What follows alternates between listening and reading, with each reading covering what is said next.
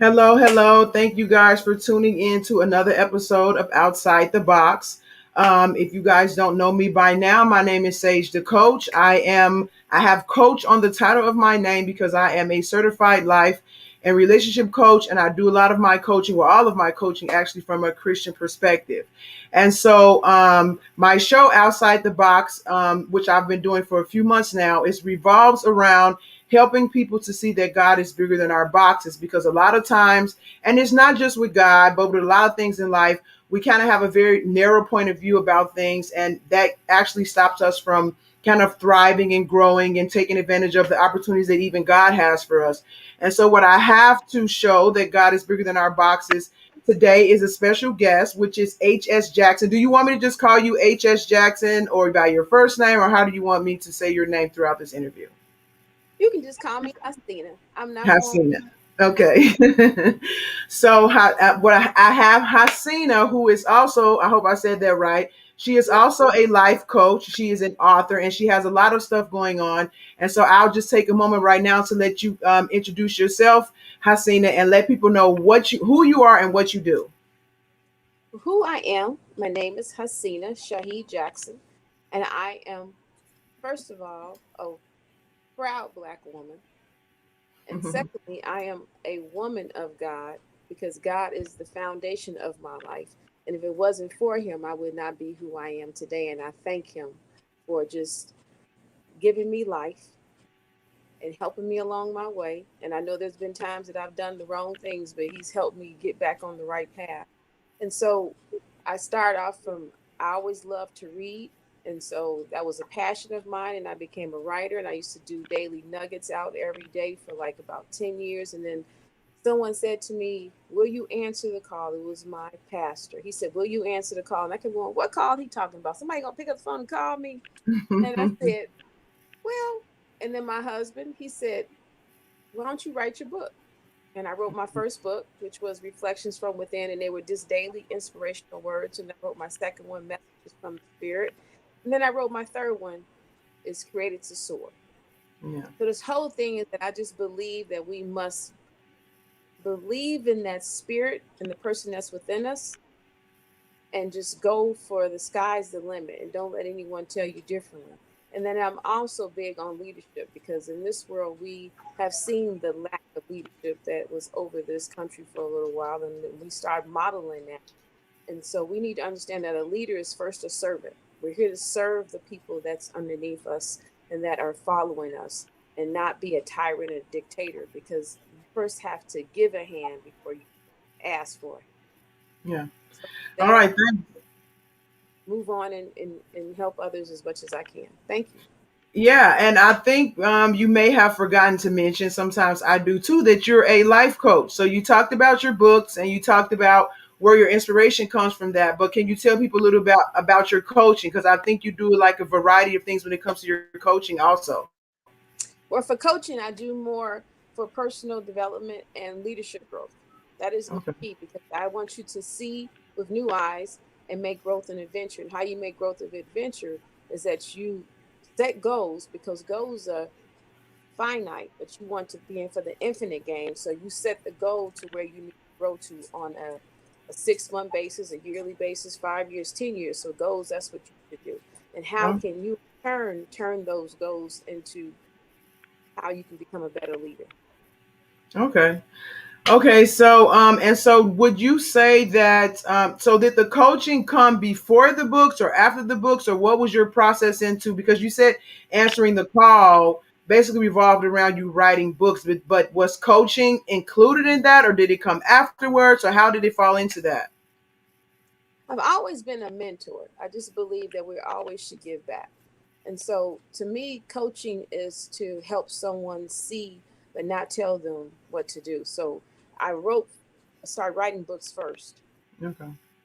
but then I've always been a person that's helped people along the way in their careers or in their life. And it's just about not me. Again, I say that, you have all the answers. So it's not for me to tell you what to do. It's for me to ask you the right questions to help you find the solutions. Because once you find the solution, then you have the buy-in. So for me to be a dictator and say what you must do, how is that going to help you any? Yeah, exactly. It's funny because I have a lot of coaches come on the show, and they all have the same story that they were kind of coaching people before they ever had the title, and it just kind of comes with the character, it seems. And it's just funny how often I hear that, because the same thing is for me. You just, it's like your personality, you're already kind of doing it, and becoming a coach is just kind of a natural fit. So I totally understand what you're saying about that. So, but today we want to focus more so on the book, that the more recent book that you just published, which is called Created to Soar. And you know, I got a little bit of it, and you know some of the difficulties that I had with reading it, but it's very insightful, very inspirational. I was actually kind of surprised by it. I was thinking it was going to be more like in a devotional type of format, because you talked about having those little nuggets type of things, but there's actually a lot in there. There's even a lot of, I would say, for lack of a better word, biblical teaching in there to kind of help people understand the Bible a little bit more, or how they're seeing some certain stories and scriptures in the Bible. So can you just talk a little bit about what your book is about and where you got the inspiration from to write that? I got the inspiration to write my book based on, I felt that one, I needed to tell my story, some of my story, because some of my story is in the book. But I also wanted to let people see how the Bible relates to all the stages in your life, and how Mm, everything that you do, if you just go to the Bible, it's already there. mm, The answers and what people have done. For instance, your circle. I mean, Jesus Christ, he had a circle of primary Peter, John, and I believe it was Mark. So everybody has a circle. mm, We just mm, have to understand that the key is, because one is too small a number to make, you can make a difference, but you achieve greatness with a circle.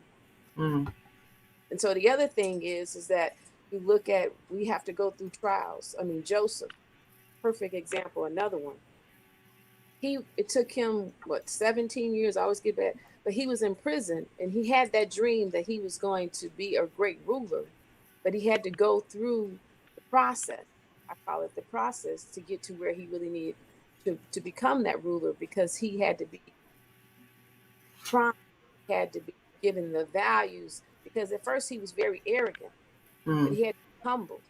But then what other thing is that he never once turned from God each time that he had a setback. I mean, he was placed in prison.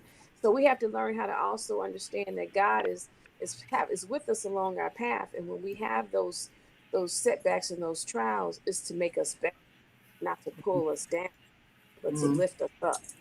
mm. Yeah, one of the things that I thought was really powerful in your story, you talked about as a kid learning the power of your words, and how you got in trouble at school. How you got in trouble at school from saying some things. I think it was to a teacher. And so, can you talk about that a little bit? Because I thought that was really powerful, and interesting, especially from a child's kind of perspective. I know you probably kind of came into the understanding of more of that as you got older, but I really thought that that was a very powerful story. Can you talk about that a little bit? Well, my mother and father, so, and I mentioned that a little bit in the book too. My mother and father, my father was from the north, my mother was from the south. And so they instilled in us is that no one can make you feel like you're this small. Mm, You are great. And so mm, don't ever let anyone think that you're not. And so my eighth grade teacher, when she came to class, and I was one of those people that I always had to be the one that stood up for everybody else. And so I had to learn that lesson, that you can't stand up for everybody. You have to learn how to sit back, mm, watch, and learn. And so she came to class, and other students was complaining about how just mean she was, and how she was just taking over and making us do these things, and she just had such a chip on her shoulder. And I forget what she said to me, because it's been so long ago, but she said something, and I said, "Huh? Who you talking to?" or something like that, along that line. Like, you talking to me? You talking to me? That kind of thing. So, and so I was like, and I said something back to her, and she said, "Get out of my class." And I said, "Get out of your class." I said, "I get out of here, and I ain't never got to come back." I'm all thinking bad, right? I'm in eighth grade. I need to graduate, and I'm telling her I ain't gonna never come back. I know she think girl crazy or what. So I used to always, my mouth would get me in trouble. So my mom and dad would come up to school at times. So I went home that day, and my mom and my mom said, "What happened?" Did it again, Mama. Did it again. You got to go up to school. And she said, I'm tired of going up to school. I said, I know, but you taught me to speak up for myself. Mm. So it was just funny that I had to put be placed in another class, but then I saw her, what, maybe 10, 12 years later, and I was so embarrassed because I said to myself, because the Bible teaches us, no matter what, respect your leaders, even if they're wrong, you respect your leaders because Mm. they were placed in that position for a reason. And she felt bad as well because we both looked at each other and we just hung our heads like, yeah, that was the time, wasn't it? I said, yeah, that was the time. Laughed and we moved on. But that was a lesson that just stuck with me, the fact that I had to learn, and I still had to learn even in my life now. I had to really learn a lesson like 10 years ago because I still would sit up there and take up for other people. And I would be the one in the room, and then I would say, go ask them what they think. And they could make say, oh, I'm okay. That ain't what you just told me a few minutes ago. So after that, I was like, I'm not gonna say another word. Because if you're Mm. not gonna say that, I know I'm not either. You know? Mm. Mm. Wow. And so and there's a lot of stuff like that in the book. And I really like how you kind of took some of these everyday stories, like you said, about helping people to see that you can apply the Bible to so many different circumstances in your life. I mean, I think like a lot of the time, especially in, I would say even my generation, probably every generation, who knows, but people feel like the Bible is out of touch with today, or the Bible is outdated, or the Bible is old. But there's a lot of wisdom in the Bible, and the principles in the Bible, even if you want to strip it down of a higher being and who created us, there is still a lot of wisdom in the Bible that you can apply to your life every day today. And so I really like how you kind of flushed that out and made people understand that the Bible is still relatable, the Bible is still important, and the Bible, yes, it still applies to even the things that you're going through today. So I really, really like that about the book. Um, do you have like some, I mean, because I know you go through few things, and I don't want to condense your book for you. Excuse me. So what would be like some main principles from your book that you would want people to get from it, or that you want people who are watching to know about your book, that they can kind of be more interested in purchasing it? Well, like I said before, the circle is very key to me. And I was looking for actually the book. I had it out earlier. The Mm-hmm. circle. And another one, if I can reference it here, is overcoming and the faith. Okay. Okay. Because we have to believe that we're overcomers. Mm. And then faith is your pillar. Is if you don't have faith, you're not going to stand it off. So Mm-hmm.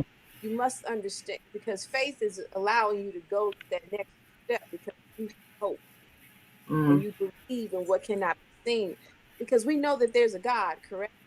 but Yeah, of course. but, I do. Yeah. but we've never seen God, but we know that we got here. And for someone, when people say, well, God didn't create the world, well, then how, okay, well, I don't know where you got that from, but if it starts with Genesis 1, God opened up his mouth and there was things that were just created. So I believe in the creator made us who we are today. Mm-hmm. The thing is that if you look in there and you look at Apostle Paul, he's another one. He went through everything. He was whipped, he was beaten, but he never once gave up. And those things, what is key to me as we go through our trials. I mean, look at what we just came from out of COVID-19. Mm. I don't, that's never happened in my lifetime. But Right. imagine, God really gave us a reset button. Mm. Mm. Told us Mm. to everybody take a pause, to reflect, reset, and now determine which path we really be going down. And Mm. for so all these things are in the Bible, because when you said earlier it's outdated, but there's nothing new underneath the sun. Ecclesiastics tells you that, right? Exactly. Exactly. Humanity is still humanity. So yeah. So there's nothing new underneath the sun. So if you just go to the Bible, there's every story. Look at Ruth. That's another Mm. story. Mm. She, I mean, she went, and if it wasn't for her, we wouldn't have Jesus. Mm. So because she could have turned back like her sister-in-law, Mm. I'm just going to stay with the comfortable. But why be comfortable when you know there could be better? Mm, We have to become uncomfortable to get to the other side, to get to be exceptional, to be able. mm, We must all look at those different stories in the Bible. Look at Esther. She was an orphan, became a mm, queen.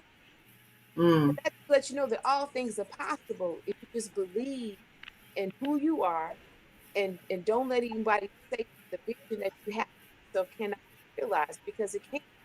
mm, It's all in how you put into your mind the positive mindset.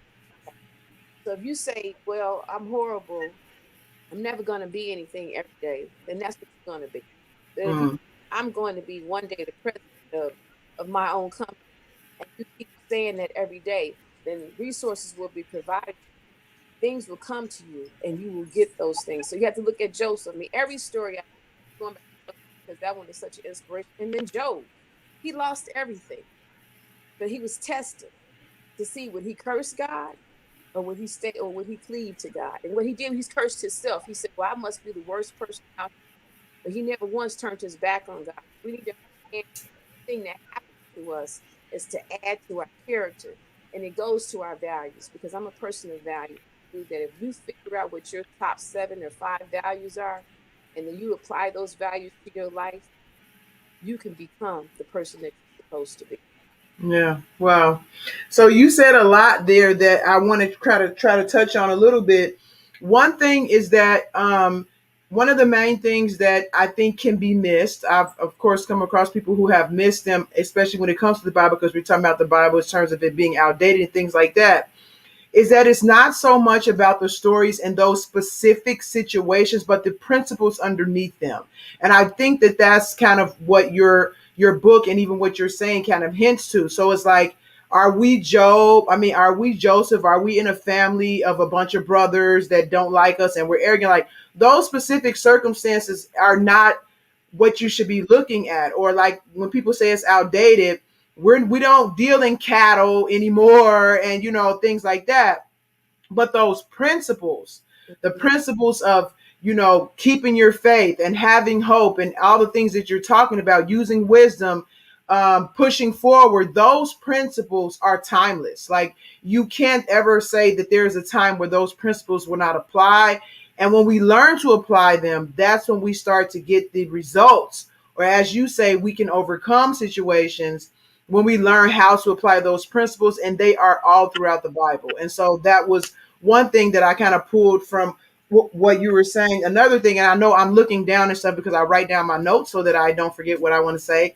Um, is that another thing is that life itself is a lesson. Life is just to teach us about who we are and who God is. And a lot of times I think people get so focused on achieving their goals and having this and having that and wanting this, that we don't realize that those things are only tools to teach us some certain principles in life. Those things are not the end goal. The end goal is learning the lesson.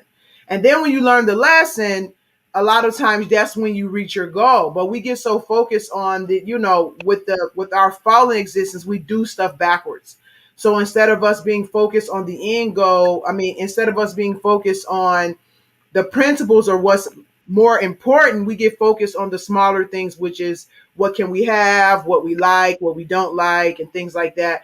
But life itself is just a lesson. It's a basically a huge classroom.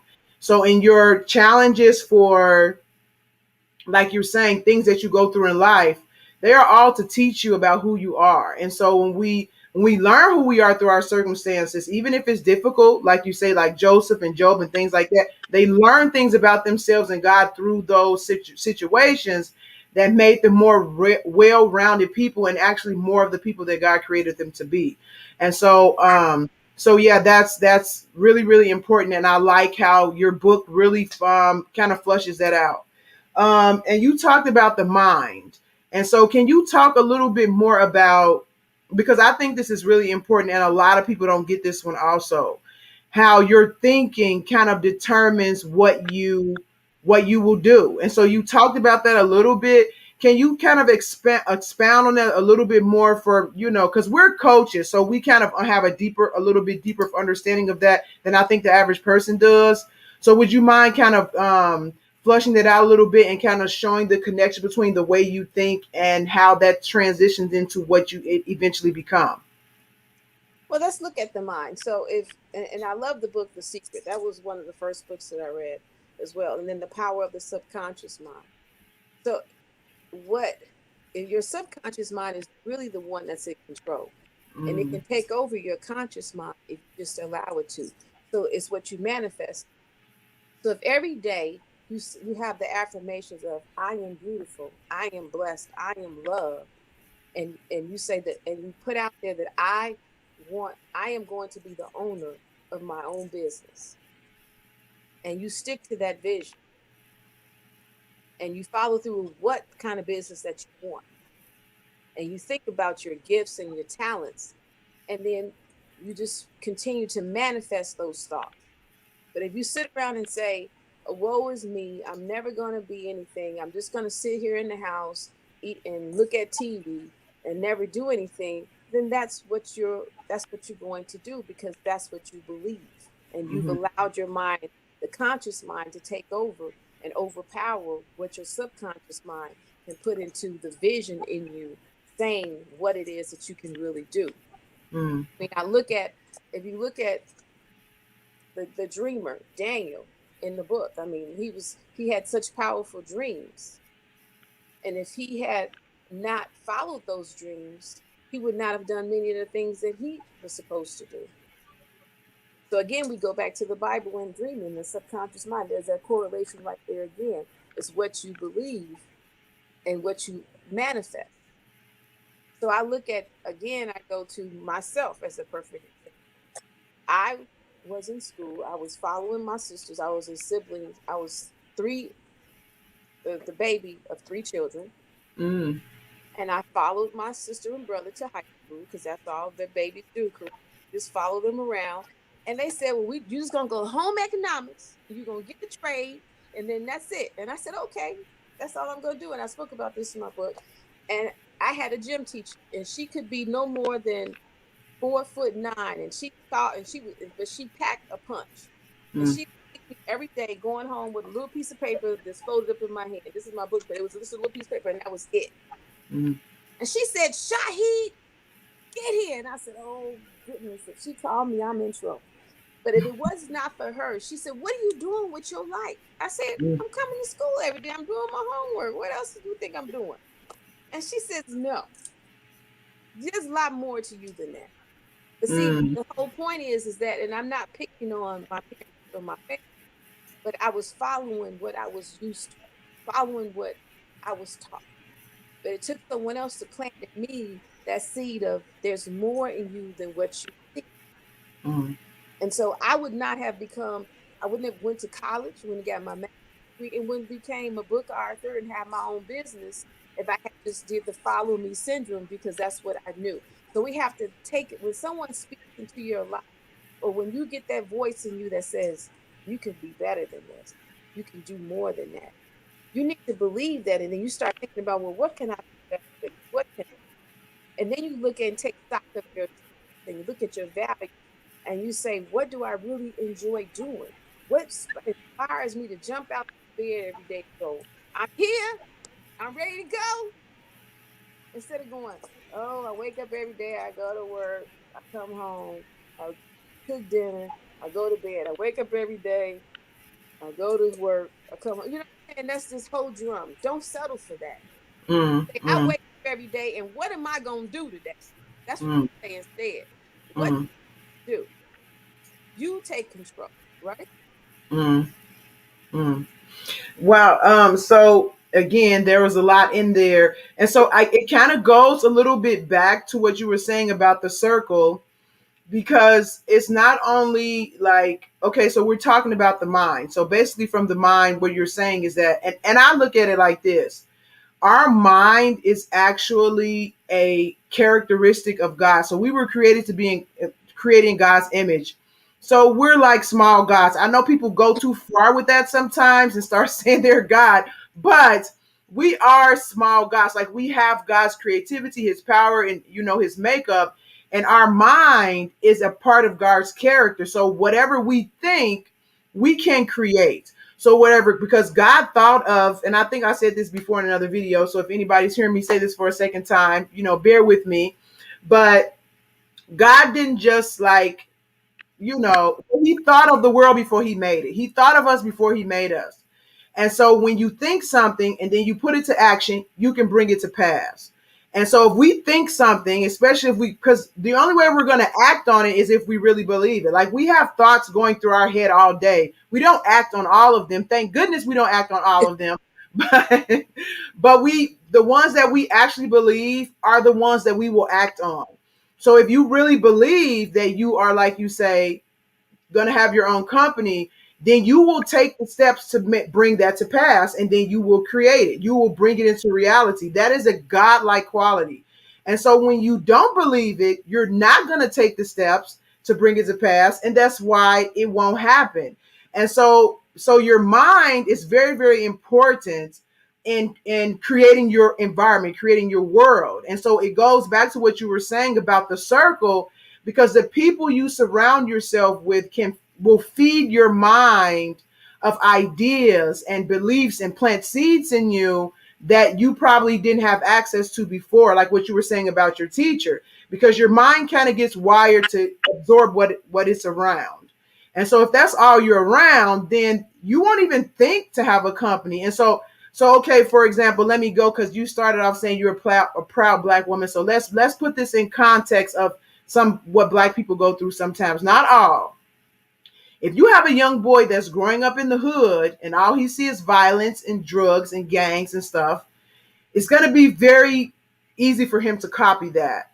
But if you have someone, like you said, speaks into his life and gives him the idea, plants the seed that he can do something more, then that gives him something to act on. So it's very important, like that our circle with your book, how you was explaining the importance of the circle, because those people are going to be the main influencers of where your mind goes, and so it's really important. And a lot of people, especially because I did grow up in the hood, and a lot of people just really surround themselves with people that don't really mean them any good. And then you wonder why 5, 10 years later you haven't really progressed and done the things that you maybe thought of. It was one of those fleeting thoughts that you didn't really grab hold to because you didn't believe you could do it. But you have to be careful who you surround yourself with, because they're feeding your mind. Whether you know it or not, they're feeding your mind. They're planting seeds in you. They're encouraging you. They're directing you, because that's just how the mind operates. And we can't really get around that. So I know that was a little bit of a speech there, but I just wanted to kind of explain that, because I want people to watch this and actually walk away from it understanding what we're talking about. And it's very easy for like us as coaches to just talk to each other as coaches, and people who are sitting back like they don't really get it or they don't understand the connection or whatever. So I'm really big on like explaining things so that people can actually get what we're talking about. So you talk about the circle, you talk about overcoming. One thing that I'm thinking about in relation to what you're saying is your book is called Created to Soar. And so it's not just like, you can soar if you choose to soar. It's like your decision. But you're saying that God actually created us to soar. So can you kind of explain that a little bit in context with everything else? Of course. And one thing I want to say, I go back to the that another thing that back is his fear, Mm, because we have to learn how to face our fears. So you have to be courageous, and you mm, have to know that you have to take risks, and you can't allow the naysayers, like you said again, the circle, because it goes to your circle too, the ones in your life, to say that you can't amount to anything else other than being a drug dealer or whatever out here on the streets, because that's not true. mm, Because you mm, look at all the people that have come before us, and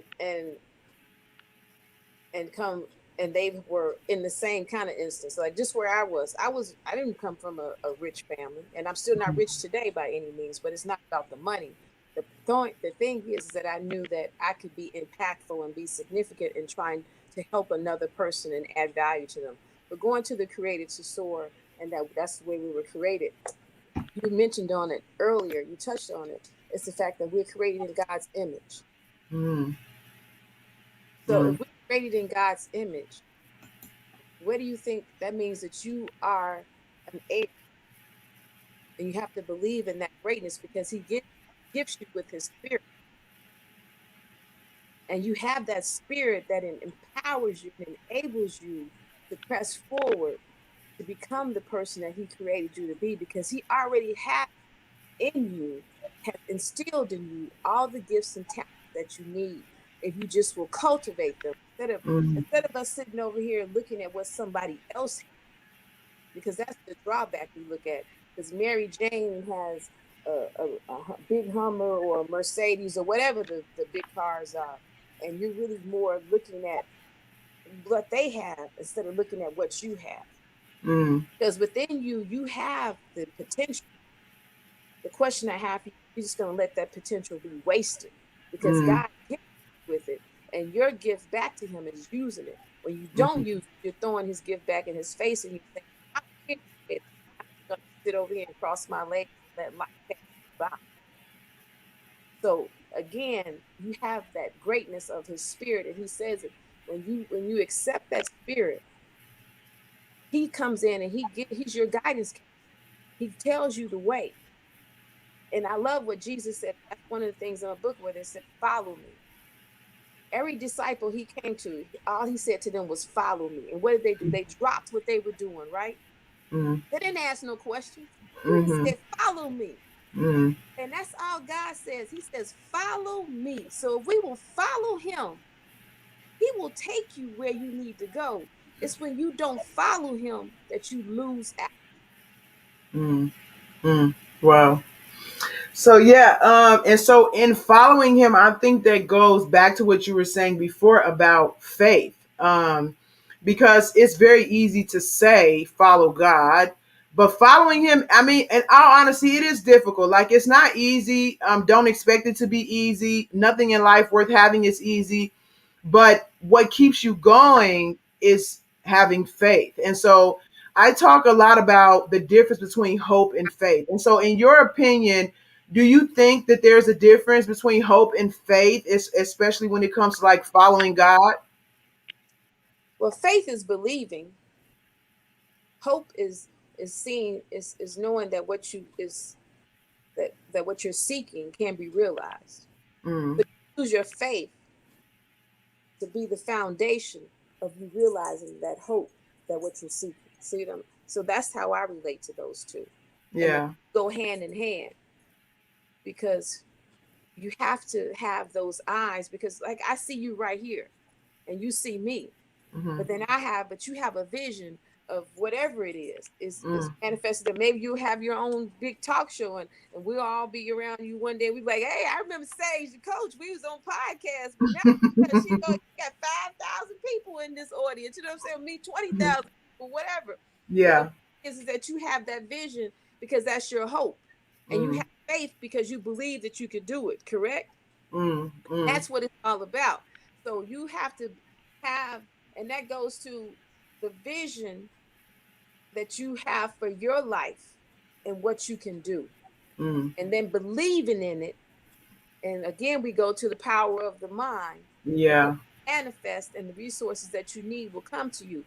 And and like I said when I first started, yes, I'm a black woman because I am a woman of color. So I'm never going to forget that because that's my heritage. And my Yeah. grandma, Yeah.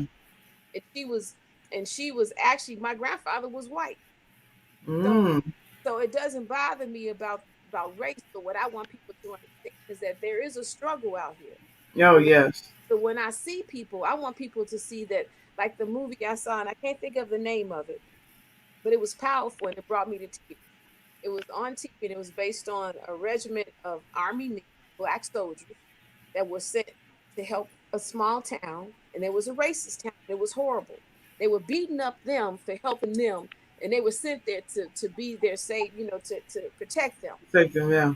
So the one black man was placed in prison, and he was going to be killed. And then his commander, who was white, came to him and said, "Well, you should just snitch on your people in your group." And he says, "No, I'm not going to do that.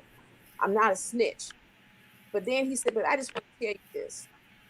When I saw the man, when I saw the man that brought me here, I saw a man. When he looked at me, She didn't see a man. And that's Mm, what's horrible. Why can't you just see that you're a woman and I'm a woman? Why we have to say that you can't be anything because of the color of your skin? mm, mm, mm. And that Yeah, makes me angry. yeah, yeah. No, it's messed up. I mean, yeah, I mean, I'm sure we don't want to go and this conversation to a whole race topic. I want to stick No, to I your. was just saying when I started off with it, I was just clarifying because I know that at the end of the day, this is about I wish that this world would not even think about color, but it is a factor and we have to and it's something we have to overcome. I'm blessed to have friends though who are white and Asian and all different colors because I don't believe that I need to be sticking with one race. I believe that we're all one people and we just need to Yeah. be in that. And that's I mean that's so we won't need to talk about the racism and those things out there. Yeah, I mean, I would like to, but I want to stick to your book because that's not what I brought you here for.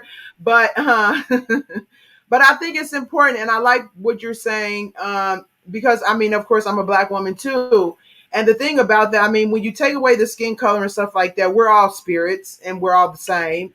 We're just wrapped in different flesh, but black people do have unique struggles that come from just being black in this world, and I do feel like the same way I think you do, that we do have a responsibility to kind of help other blacks if we can kind of navigate some of those things. Like, especially if we figured it out and you kind of broke the cycle or the statistic or whatever it was in your family, because we all kind of have stuff that we do have a responsibility, not only as black people, but as fellow spiritual human beings to now help other people kind of find their way forward also. So I don't have any issue with you mentioned you're a black woman or anything like that. I just wanted to use the example that you gave, or use that to give an example about, the mind and things like that, because it is important. And so maybe we can have another show about that because it is I talk about that kind of stuff a lot, but it is important, So, and I mean, even a loving who you are, who God created you to be, it's very essential to like overcoming, like you're saying, like if you don't like yourself, you don't like how you are, you don't appreciate who you are and things like that, it's going to be very difficult for you to conquer any of obstacles that come in your way, because you're struggling, you're using most of your energy fighting with yourself. So how can you now really funnel that energy into pursuing your goals when you have a problem with yourself? So it's very important to be at peace with yourself as well, and accept who you are, if you're black, white, Asian, whatever. But nobody has a right to mistreat anybody because of that. So anyway, um, okay, we were talking about faith and hope. Okay, so you got a little bit into. Okay, I want to ask you a question, and then I want to go back to something that you said.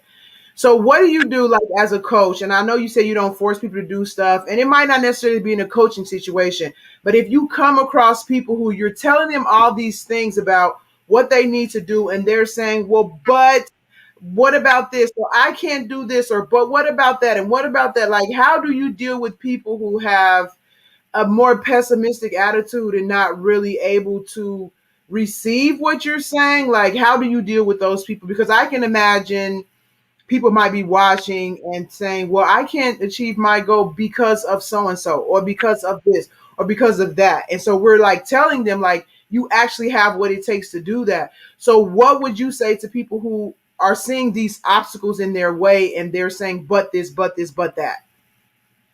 Well, let's first remove the words but and let's Mm-hmm. remove the words can't. That would Mm-hmm. so let's think about if these roadblocks or obstacles were not there, what could you do? Mm-hmm. And what's truly stopping you? Because at the end, when you say the words but and can't, you're speaking the negatives out there. So of course, we all have things in life. I mean, let's look at time. People always say I don't have, but you can make time for whatever you want to do. Mm-hmm. We know that. It's just a matter of how you discipline the time that you have. I mean, and I was just having a conversation with someone just recently too about being disciplined. It's not about being disciplined; it's developing the habit and then Mm-hmm. connecting the slots of time. So let's say, for instance, like every morning I wake up and I read and I pray and I spend my time getting my mind. That's just a given because I want the foundation of my day to be solid. I mean, and things come up during the day. It's always going to happen. But the point is that you have to develop that mindset of how can I instead of saying can't. So Mm, I would ask you to say, what can you do? And we can take it in small steps. So mm, that's what you do too. Is take it in small steps. mm, So you don't go to run a marathon the first day. You go first maybe start maybe running 2 blocks and then walking 2 blocks. And then mm. and that might be for 2, 3 days. And that's a perfect example for me. At first I didn't run that much. And I used to laugh at myself. I would run a block and be and then I got to the point where it's like you just be free and you're running and you're running. But I set milestones. I would run, walk, run, walk for 2 miles. Mm. So it's like you have to take steps, the small steps that get you there. It's not leaping to the marathon. So what small steps can we take? What I would ask that person. Yeah, wow, that's really good. I mean, while you were talking, what it made me think about, and sometimes it's even small steps, like what you're saying, because a lot of stuff you're saying is like about action and running. But even when it comes to like your thinking, so if you don't believe that you can do something because it's big, say you want to be the president, that looks really, really huge. But a lot of times you just have to start small, like you say in your thinking. Okay, let's not, because that can be overwhelming. Like if you're thinking of this huge goal you want to do and it seems like it's too much for you. Okay, well, start small. So what can you change in your thinking today that will put you on a trajectory towards that path? And so one of the things that I remember for myself, God was telling me that something big was going to happen in my life, and nothing in my life was looking like it was going in that direction, even a little bit.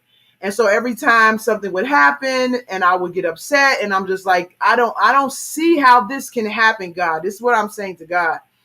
And so he told me like to stop looking at that big thing that I showed you. I know I showed you that, but stop looking at that and just say today it's going to be okay. Just say that. Just believe that for today. And I just was like, okay, it's going to be okay. And so gradually when I repeated that to myself enough times, where I'm like, oh yeah, everything's going to be okay, it became easier to now transition into that bigger thinking of where he was actually taking me. So I think that's really, really key and really important, and not just your actions, but also your thinking is to take small steps. So if it's very easy to say, like what you're saying, I can't, but if you just take a small step in the right direction, that's how you get going. And so I think that's really, really important. So that touched me. So yeah, thank you.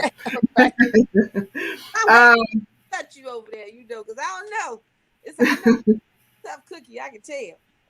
Oh, I mean, I am, but the thing about it is that it reminded me of that time that God told me to just believe for today that everything is going to be okay. And so when I look back now, it's like, of course he was right. Everything was okay. So it just reminded me of that, and that's why it touched me. It's like God is very, very faithful. Right. But if you think about Barack Obama, he didn't Mm, become president overnight. He took baby steps. He was senator and other things that he did. And I look at Nelson Mandela. I mean, he was in prison for all those years, but he still became president of his nation. So it's all about mm, your thinking. He didn't let yes. fail. And my body's in here, but my mind ain't. So the whole thing, Mm, but the power of your mind. wow. Yeah. So one thing that you kind of touched on that I want to bring up before we end, you talked about fear, and we didn't really go into it that much. So can you talk? Because of course, that's a huge barrier for a lot of people. So can you talk a little bit, especially about when your book, when it talks about fear, how that is a barrier for us, and some of the things that steps that we can take to move past that. Well, it's fearful. I mean, just think about writing this book. It was fearful to me to really put my personal story out there to people. I Mhm. mean, I'm a very private person, and my cousin, if she was watching this, she would say, "Yeah," she was, because she's funny. She said she don't tell you nothing. It's pulling teeth, Mm, But I've learned that if you don't share, mm, then how are you going to help someone else? So exactly. that fear. So you have to just face that fear and go, well, why can't I do it? What's Mm. stopping me? Because fear is really a way of holding you back, but you use that faith, I mean that fear instead to propel you forward, and you lean on the person that you can be and what you're inspiring to do. And you say, but at the end of the day, what I'm trying to do is this. So isn't that bigger than your fear? Mm. Mm. That's what you have to think about. Is so the fear is a way to distract you and dissuade you from really following your dreams. Mm. Mm. But Mm. instead, you have to put out that bag of courage and take the step. And Mm. I know that I'm going to be successful with this, and that it's going to be okay. Mm. Because you because if I don't take this step, then I always will look back and go, coulda, woulda, shoulda. Don't you hate that? We go, coulda, woulda, shoulda. And Mm. but coulda, woulda, shoulda ain't gonna get you to the next step. It's gonna Mm. do. It's I did it, and I'm gonna continue to do something more. Because Mm. we have to strive for the word more. Be more, become more, do more, learn more, be a better person. Yeah. Yeah. And so, like you were talking about a little bit ago about the vision that we have for our life. And so I talked about how God thought of the world and us before he made us.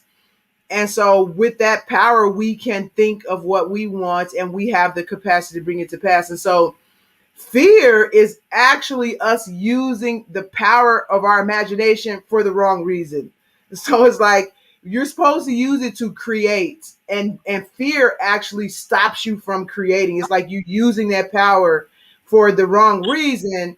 And so nothing will come out of it. Like, like we talked about seeds and how you have to cultivate. You can't cultivate anything with fear. Like, and that's the purpose of it, is to stop you from growing in your gift and bringing it to pass and being like God's small gods on the earth, because that's what he does. He creates. And so fear is the opposite of what our original nature or purpose in life is supposed to be. And so um, another thing about fear that I always find like a little bit interesting, I guess you can say, is that it's not real. Like a lot of people treat their fears like they're real, but they're imaginary. Like, you can't, they respond to life as if the fear has actually happened already, but it hasn't happened, but it's in your mind. You're creating the fear. And so it's stopping you, but it's not real. Like it's just in your mind, and the same way your mind imagine it, the same way your mind cannot imagine it. And so we respond in life out of fear like it's real, but it's just your imagination. And so I think it's important to point out that fear is not real. So don't treat it like it's real. It's basically a thought. And it's up to you to cultivate that thought and grow that thought, or to toss it out and move forward. And so a lot of people get held back by fear. I know I have had, like you talked about your book. Of course, I've had issues with fear. And I don't think anything that we're saying here is like, do it like us because we did it right and we know what to do. But it's like, no, we've been through this too. And this is how we got past it, because everybody goes through fear. Everybody has doubt. Everybody has to check their circle at some point and take note of the people that they have around. Everybody has to remind themselves that they are overcomers. And I think your book is really good at not only reminding people who may already know these things about what's important, because we always can use reminders, or to expose people's mind, like we talked about your circle, exposing people's mind to a different way of perceiving themselves, their lives, their reality, and things like that. And so I really, really enjoyed your book, and I definitely think it's something that anybody who is trying to who struggles to kind of deal with even everyday life or reaching their goals or just understanding God's role in their life as far as those things, the book is a definite must read for anybody in those situations. Um, is there anything else you want to kind of say about your book before we wrap up here?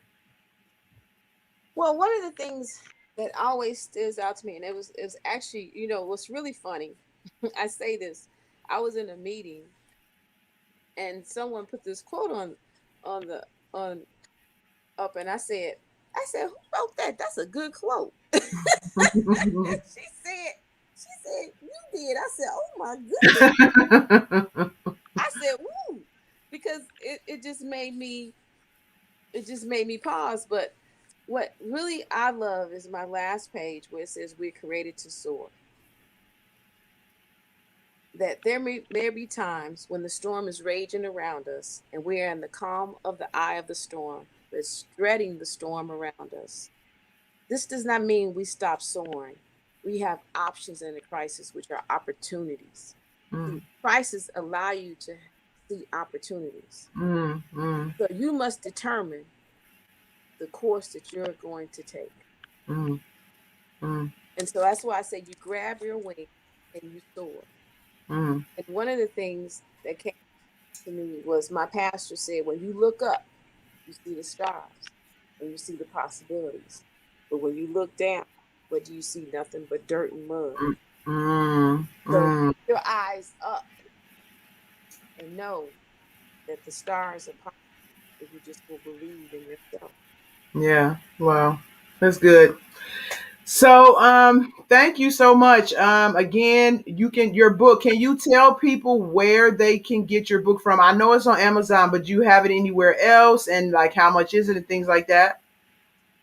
Well, my book is right now just on Amazon. I am looking at other platforms, but if you go to my website, you can always click directly on the link. It's hsjackson.com. Also, I'm offering different workshops. I have a summit that's coming up September 25th, 2021. And it's from 10 a.m. to 2 p.m. Central Standard Time. It's called Forward Thinking. So we're Hmm. going to renew our perspective, release our past, and remember our vision. We're going to, because the past, we learn from it. We talked about that earlier. Hmm. Yes, it's lessons, but it has to be evaluated for it to really be impactful. Exactly. I want you to take what you did in 2021, feel and leave 2021 with a bang, because you still Mm, need to accomplish what you set out to do. And in 2022, you're going to launch off and blast off straight because you need to start planning now. So the whole thing is that we have to always be in a planning, understanding that we have to have strategy and we must develop and we must be active, develop, that person that's within us to say, yes, we do it. Because if we don't do that, we are giving up. And it's not, not you and anybody else. mm, yeah.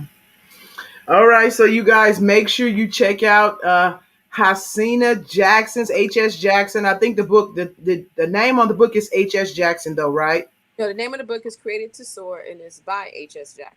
HS Jackson, right. And so Created to Soar, you guys check it out. It's a very, very inspiring read. Also, Haseena has, again, the summit coming up. When is it again? September 25th, 2021, and registration is open. Again, if you go to my website, hsjackson.com, there's a link out there for you to go ahead and register. Okay. And so is there anything else you want to let people know? I'm not about your social media, anything else going on before we wrap up? Well, I also have every second Saturday. I have a networking group because again, it's all about connecting and collaborating to thrive. I believe that we get into our mindset that we don't need to network, but you do. I met you through networking. Yeah. I'm so Yeah. thankful. Yeah. Have now that we've established a connection and we chat every so often. And but the thing is that you never know who you know or who I know that can help each other out. So it's not about Exactly. out here and getting business from you. It's about establishing that connection. Yeah. So the whole thing is that I'm here to help facilitate the networking, and as part of, and that's what I try to do is help you grow your network and grow into the business that you are seeking to do, and also become a better leader and just evolve. Yeah. And so people can find out about that group on your website as well, correct? Everything's Okay. yes, one stop. Yeah. All right. So thank you again for, your book. If you have something else coming up or another book you publish, let me know. We can always do another show. And you guys make sure you check out her book, her website. I will post the link to her website under the comments in on this video for Facebook. I can do it for YouTube too. So under the comments, I will post the link for that. And I think that's it. So thank you again. Thank you again for, this interview. It was really touching and inspiring to me. And I didn't finish your book completely, and you kind of know why, but I'm going to get a copy that I can read and finish it because it's definitely inspired me, and I want to finish the rest of it. So thank you so much. Well, thank you so much too, Sage. Oh, no problem. You guys have a good night. Yes, good night, everyone. All right. Bye bye.